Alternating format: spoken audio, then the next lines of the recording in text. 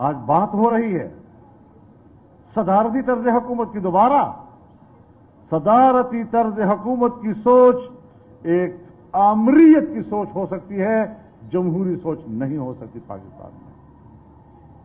ہم نے اپنے حالات کو دیکھنا ہے.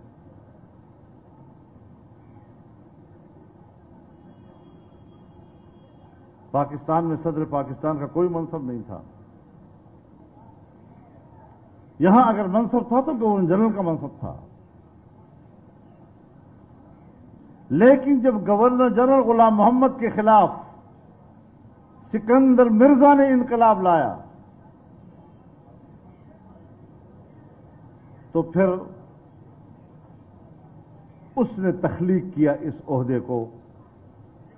ایک غیر جمہوری اور ایک آمر نے صدر پاکستان کے عہدے کو پاکستان میں تخلیق کیا، اور پھر وہ ڈکٹیٹر، اس کا وہی منصب جنرل ایوب خان کو منتقل ہوا، اور جنرل ایوب خان نے وہی منصب جنرل یحییٰ خان کو منتقل کیا. لیکن ایوب خان کے جب 10 سال پورے ہو رہے تھے اور پاکستان کی تمام سیاسی جماعتوں کے ساتھ ان کے مذاکرات ہوئے، ڈیموکریٹک ایکشن کونسل کے ساتھ، جس میں شیخ مجیب الرحمان بھی تھے، جس میں پاکستان کی سیاسی جماعتیں بھی تھیں، نوابزادہ نصر اللہ خان مرحوم اس کے کنوینر تھے. ان تمام جماعتوں نے 2 مطالبات متفقہ پیش کیے. ایک کہ بالغ رائے دہی کی بنیاد پر انتخابات ہوں، اور دوسرا کہ پارلیمانی طرز حکومت ہونا چاہیے. اور وہ مطالبے تسلیم کیے گئے.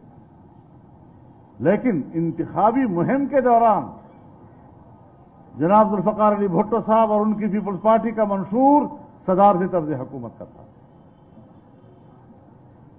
جب مشرقی پاکستان ٹوٹ گیا، بنگلہ دیش بن گیا، تو ایک عبوری آئین یہاں آیا سن 1972 میں، اور اس عبوری آئین میں مخلوط قسم کا نظام تھا.